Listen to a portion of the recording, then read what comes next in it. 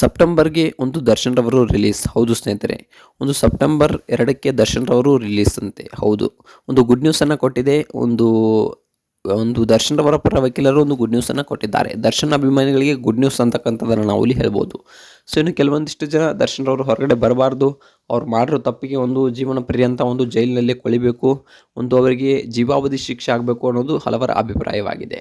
ಇನ್ನು ನೋಡಬೇಕಪ್ಪ ಅಂತಂದರೆ ಇನ್ನೂ ಕೆಲವೊಂದಿಷ್ಟು ಜನ ಇಲ್ಲ, ದರ್ಶನ್ ರವರು ಒಂದು ಮಾಡಿರೋ ತಪ್ಪಿನ ಬಗ್ಗೆ ಒಪ್ಕೊಂಡಿದ್ದಾರೆ, ಸೊ ಆದಷ್ಟು ಬೇಗ ಹೊರಬರಲಿ. ಸೊ ಅವ್ರು ಮಾಡಿರೋ ತಪ್ಪುಗಳು ನಾವೇನು ಇಲ್ಲ ಅಂತ ಹೇಳಿಲ್ಲ, ಬಟ್ ಆದರೆ ಆ ತಪ್ಪಿಗೆ ಒಂದು ಪಶ್ಚಾತ್ತಾಪವನ್ನು ಪಡ್ತಿರ್ತಾರೆ. ಸೊ ಅವರು ಹೊರಬರಲಿ ಅಂತಕ್ಕಂಥದ್ದು ಇನ್ನೊಂದಿಷ್ಟು ಜನರ ಅಭಿಪ್ರಾಯವಾಗಿದೆ. ಇನ್ನು ನೋಡಬೇಕಪ್ಪ ಅಂತಂದರೆ ಇಷ್ಟೊಂದೆಲ್ಲ ಒಂದು ಸಾಧನೆಯನ್ನು ಕೂಡ ಮಾಡಿದ್ದಾರೆ ದರ್ಶನ್ ರವರು. ಹಾಗೆ ಒಂದು ಹಲವಾರು ಜನರಿಗೆ ಒಂದು ದಾನ ಧರ್ಮಗಳನ್ನು ಕೂಡ ಮಾಡಿದ್ದಾರೆ. ಸೊ ಒಂದು ದರ್ಶನ್ ರವರು ಹೊರಗಡೆ ಬರಬೇಕಾ ಅಥವಾ ಒಂದು ಒಳಗಡೆ ಇರಬೇಕಾ, ಇದ್ರ ಬಗ್ಗೆ ನಿಮಗೆ ಅನಿಸುತ್ತೆ ಅನ್ನೋದನ್ನು ಕಮೆಂಟ್ ಮಾಡಿ. ಸೊ ಅಷ್ಟಕ್ಕೂ ದರ್ಶನ್ ರವರಿಗೆ ಸೆಪ್ಟೆಂಬರ್ 3ಕ್ಕೆ ಹೇಗೆ ಬೇಲ್ ಸಿಗುತ್ತೆ? ಮೊಟ್ಟ ಮೊದಲನೇದಾಗಿ ಕೋರ್ಟ್ ಒಂದು ತೀರ್ಪನ್ನು ನೀಡಿದೆ. ಇನ್ನು 1 ವರ್ಷಗಳ ಕಾಲ ದರ್ಶನ್ ರವರಿಗೆ ಯಾವುದೇ ರೀತಿಯ ಬೇಲ್ ಸಿಗೋದಿಲ್ಲ, ಬೇಲ್ಗೆ ಅಪ್ಲೈಯನ್ನು ಮಾಡಬೇಡಿ ಅನ್ನೋ ಮಾತನ್ನು ಒಂದು ಕೋರ್ಟ್ ಹೇಳಿದೆ. ಸೊ ಇಷ್ಟು ಮೀರಿ ಹೇಗೆ ದರ್ಶನ್ ರವರಿಗೆ ಬೇಲ್ ಸಿಗುತ್ತೆ, ಸೊ ಒಂದು ಯಾವ ರೀತಿಯಾಗಿ ಬೇಲ್ ಕೊಡಿಸ್ತಾರೆ, ಇದೆಲ್ಲದರ ಬಗ್ಗೆ ಸಂಪೂರ್ಣವಾದ ಮಾಹಿತಿಯನ್ನು ಈ ಒಂದು ವಿಡಿಯೋದಲ್ಲಿ ನಾನು ನಿಮಗೆ ತಿಳಿಸ್ಕೊಡ್ತೀನಿ. ಅದಕ್ಕೂ ಮೊದಲು ನೀವು ನಮ್ಮ ಚಾನಲ್ಗೆ ಹೊಸಬರಾಗಿದ್ದರೆ, ನೀವೇನು ನಮ್ಮ ಚಾನಲ್ಗೆ ಸಬ್ಸ್ಕ್ರೈಬ್ ಮಾಡಿಲ್ಲ ಅಂದರೆ ಈ ಕೂಡಲೇ ಸಬ್ಸ್ಕ್ರೈಬ್ ಮಾಡಿ. ಹಾಗೆ ಒಂದು ಪಕ್ಕದಲ್ಲಿರೋ ಬೆಲ್ ಐಕನ್ನ ಪ್ರೆಸ್ ಮಾಡೋದ್ರ ಮೂಲಕ ನಮಗೆ ಸಪೋರ್ಟ್ ಮಾಡಿ. ಹಾಗಿದ್ರೆ ತಡ ಯಾಕೆ ಮಾಡೋದು, ಬನ್ನಿ ಸ್ನೇಹಿತರೆ ವಿಡಿಯೋನ ಸ್ಟಾರ್ಟ್ ಮಾಡೋಣ.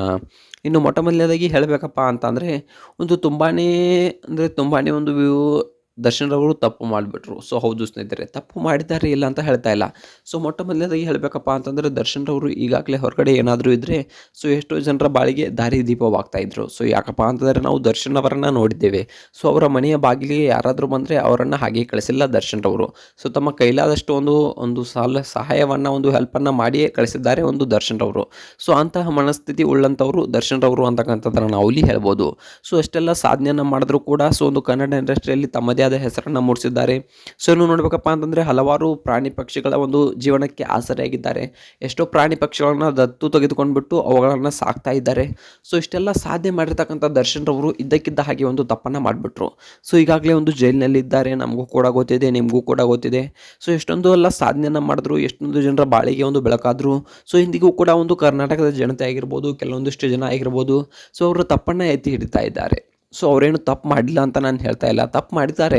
ಸೊ ಆದರೆ ಯಾವ ಮನುಷ್ಯ ತಪ್ಪು ಮಾಡಲ್ಲ ಹೇಳಿ? ಒಂದು ದೊಡ್ಡ ತಪ್ಪನ್ನೇ ಅವರು ಮಾಡಿದ್ದಾರೆ. ಒಂದು ಕೋಪದ ಕೈಗೆ ಬುದ್ಧಿ ಕೊಟ್ಬಿಟ್ಟು ತಿಳಿಯದೇನೋ ಒಂದು ತಪ್ಪನ್ನು ಮಾಡಿಬಿಟ್ಟಿದ್ದಾರೆ. ಆದರೆ ಇಂದಿಗೂ ಕೂಡ ಅದಕ್ಕೆ ಪಶ್ಚಾತ್ತಾಪವನ್ನು ಅನುಭವಿಸ್ತಾ ಇದ್ದಾರೆ. ನಾನು ತಪ್ಪು ಮಾಡಿದ್ದೀನಿ ಅಂತಕ್ಕಂಥದ್ದು ಇಂದಿಗೂ ಕೂಡ ಅವರಿಗೆ ಅರಿವಾಗಿದೆ ಅಂತಕ್ಕಂಥದ್ದನ್ನು ನಾವು ಇಲ್ಲಿ ಹೇಳ್ಬೋದು. ಇನ್ನು ನೋಡಬೇಕಪ್ಪ ಅಂತಂದರೆ ಇಷ್ಟೊಂದೆಲ್ಲ ಸಾಧನೆ ಮಾಡಿರ್ತಕ್ಕಂಥ ದರ್ಶನ್ ರವರು ಇಂದಿಗೂ ಕೂಡ ಜೈಲಿನಲ್ಲಿ ಇದ್ದಾರೆ. ಸೊ ಇನ್ನು ನೋಡಬೇಕಪ್ಪ ಅಂತಂದರೆ ಒಂದು ದರ್ಶನ್ ಅವರ ಪರ ವಕೀಲರು ಇವರಿಗೆ ಒಂದು ಬೇಲ್ ಕೊಡಿಸುವುದಾಗಿ ಹೇಳಿದ್ದಾರೆ. ಮೊಟ್ಟ ಮೊದಲನೇದಾಗಿ ಇವರ ಒಂದು ವೃತ್ತಿ ಹಾನಿ ಮತ್ತು ಅವರ ತಾಯಿ ಅನಾರೋಗ್ಯವನ್ನು ಮುಂದಿಟ್ಕೊಂಡು ಒಂದು ಬೇಲನ್ನು ಕೊಡಿಸುವ ಒಂದು ವಿಚಾರದಲ್ಲಿ ದರ್ಶನ್ ಅವರ ಪರ ವಕೀಲರು ಇದ್ದಾರೆ. ಇನ್ನು ನೋಡಬೇಕಪ್ಪ ಅಂತಂದರೆ ಇವರ ತಾಯಿಗೆ ಒಂದು ಅನಾರೋಗ್ಯದ ಕಾರಣವನ್ನು ಇಟ್ಕೊಂಡ್ಬಿಟ್ಟು ಒಂದು ದರ್ಶನ್ ಅವರಿಗೆ ಬೇಲ್ ಕೊಡಿಸ್ತೇನೆ, ಸೊ ಖಂಡಿತವಾಗ್ಲೂ ದರ್ಶನ್ ಅವರಿಗೆ ಬೇಲ್ ಸಿಗುತ್ತೆ ಅನ್ನೋ ಮಾತನ್ನು ಒಂದು ದರ್ಶನ್ ಅವರ ಪರ ವಕೀಲರು ಹೇಳಿದ್ದಾರಂತೆ. ಸೊ ಇನ್ನು ನೋಡಬೇಕಪ್ಪ ಅಂತಂದರೆ ಕೋರ್ಟಿನ ತೀರ್ಪು ಏನು ಕೊಡುತ್ತೆ, ಅನ್ನೋದನ್ನ ನೋಡಬೇಕಂತೆ. ಸೊ ಇನ್ನು ನೋಡಬೇಕಪ್ಪ ಅಂತಂದರೆ 75% ದರ್ಶನ್ ಅವರಿಗೆ ಬೇಲ್ ಸಿಗುವ ಸಾಧ್ಯತೆ ಇದೆ ಅಂತಕ್ಕಂಥದ್ದನ್ನು ಹೇಳ್ತಾ ಇದ್ದಾರೆ.